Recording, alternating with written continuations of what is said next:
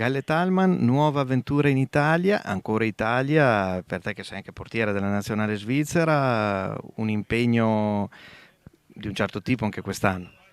Sì, abbiamo tanti obiettivi, a cominciare con la Coppa, poi Supercoppa, Champions e campionato, quindi sono motivata a andare a cercare titoli col Verona.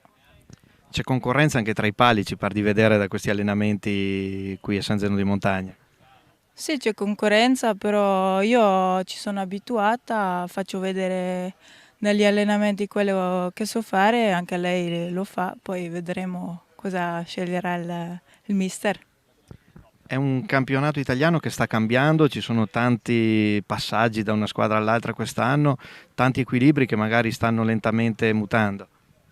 Sì, quest'anno ci sono stati tanti cambiamenti, poi bisognerà vedere se le squadre si trovano, è sempre poi il campo a dare le risposte.